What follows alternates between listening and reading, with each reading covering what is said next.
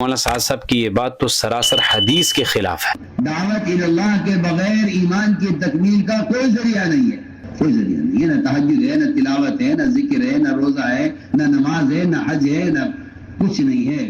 ایمان اور اسلام کے اندر اور بھی بہت سے اعمال ہیں جن کے بغیر ایمان کامل نہیں ہو سکتا۔ آپ کے پاس اس کے خلاف کوئی دلیل نہیں ہے، اللہ کی قسم۔ دعوت اللہ کے بغیر ایمان کی تکمیل کا کوئی ذریعہ نہیں ہے، کوئی ذریعہ نہیں ہے، نہ تہجد ہے، نہ تلاوت ہے، نہ ذکر ہے، نہ روزہ ہے، نہ نماز ہے، نہ حج ہے، نہ کچھ نہیں ہے۔ میں کھل کر کہہ رہا ہوں، دلائل کے ساتھ عرض کر رہا ہوں۔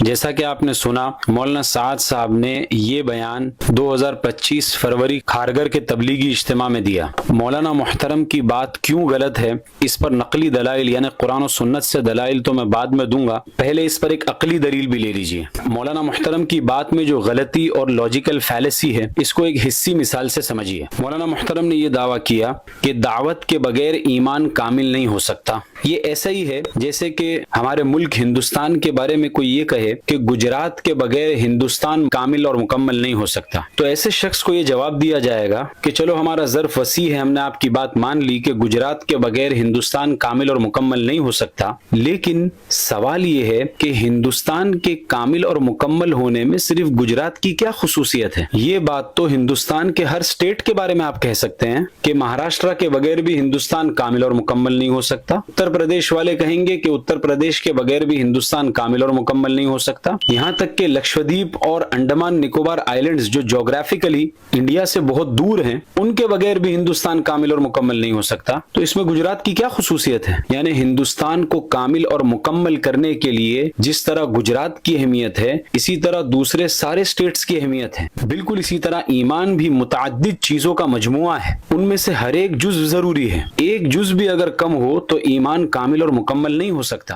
جیسے ایک کوئن کے اگر آپ 4 ٹکڑے کر دو تو اس میں سے ایک ٹکڑا یہ کہنے لگے کہ میرے بغیر یہ سکہ مکمل نہیں ہو سکتا، تو یہی اہمیت تو دوسرے، تیسرے اور چوتھے ٹکڑے کی بھی ہے۔ بالکل اسی طرح جس طرح دعوت کے بغیر ایمان کامل نہیں ہو سکتا، ایمان اور اسلام کے اندر اور بھی بہت سے اعمال ہیں جن کے بغیر ایمان کامل نہیں ہو سکتا۔ اور اگر آپ یہ کہو کہ ہماری مراد اجزائے مقومہ نہیں بلکہ اجزائے مکملہ اور محسنہ ہے، تو دفع دخل مقدر کے طور پر اس کا جواب بھی آپ سن لیجئے کہ جب آپ نے دعوت اللہ کا تقابل نماز، روزہ اور حج کے ساتھ میں کر دیا جو کہ ایمان اور اسلام کے اجزائے مقومہ ہے نہ کہ محسنہ اور مکملہ۔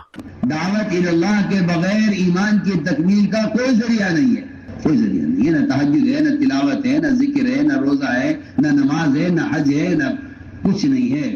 تو اب آپ کی یہ وضاحت کرنا کہ ہماری مراد اجزائے مکملہ اور محسنہ ہے نہ کہ مقومہ، یہ وضاحت لغو ہے۔ مولانا محترم سعد صاحب اگر صرف اتنا کہہ کر رک جاتے نا تو شاید ہم اپنے ویڈیو کو اسی بات پر ختم کر دیتے، لیکن مولانا محترم نے اس کے آگے جا کر یہ تک کہہ دیا، اللہ کی قسم دعوت اللہ کے بغیر ایمان کی تکمیل کا کوئی ذریعہ نہیں ہے۔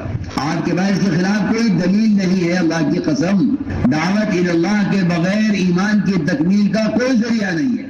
یعنی دعوت اللہ کے ذریعے سے ایمان کی تکمیل کو صرف ثابت نہیں کیا بلکہ دوسرے سارے اعمال کی نفی اور انکار کر دیا کہ کسی بھی چیز کے ذریعے سے ایمان کامل ہو ہی نہیں سکتا، اور پورے ایمان کو سمیٹ کر دعوت اور تبلیغ میں بند کر دیا۔ یہی بدعت کی شان ہوتی ہے۔ آپ کسی بھی بدعتی گروپ کو اٹھا کر دیکھ لیجئے، بدعتی گروپ کے نزدیک ان کا جو ایک مخصوص عمل ہوتا ہے جس سے ان کی پہچان ہوتی ہے، وہ پورے اسلام اور ایمان کو اسی میں سمٹا ہوا مانتے ہیں۔ بریلویوں کو آپ دیکھیے، ان کے نزدیک پورا اسلام عشق رسول اور درگاہوں میں سمٹا ہوا ہے، جبکہ فخر موجودات صلی اللہ علیہ وسلم سے محبت ہم بھی کرتے ہیں۔ بالکل اسی طرح مولانا سعد صاحب نے ایمان کی تکمیل کو بھی دعوت اور تبلیغ ہی کے اندر سمیٹ دیا کہ ایمان کی تکمیل اگر ہوگی تو دعوت ہی کے ذریعے سے ہوگی، اور اس کے علاوہ کوئی بھی چیز ایمان کو کامل نہیں کر سکتی۔ کچھ علماء نے مجھ پر یہ اعتراض بھی کیا کہ میں فقط اپنے علم ہی پر اعتماد کر کے یہ ساری باتیں کرتا ہوں، تو ایسے علماء کے لیے دارالعلوم دیوبند کا یہ فتویٰ پیش خدمت ہے تاکہ وہ یہ نہ سمجھے کہ میں فقط اپنا علمی حوصلہ دکھا رہا ہوں۔ مستفتی نے یہ سوال کیا کہ ایک جماعتی بھائی یہ اکثر کہا کرتے ہیں کہ کوئی سارا دن قرآن پڑھے، ذکر کرے، روزہ رکھے، جو بھی عمل کر لے تو اس کا ذرہ برابر بھی ایمان نہیں بڑھے گا۔ اب دارالعلوم دیوبند کا آپ جواب دیکھیے، کوئی بھی نیک عمل کیا جائے اس سے ایمان کی کیفیت بڑھتی ہے، اور دلیل قرآن سے دی، وَإِذَا تُلِيَتْ عَلَيْهِمْ آيَاتُهُ زَادَتْهُمْ ایمانا۔ پھر آگے لکھتے ہیں،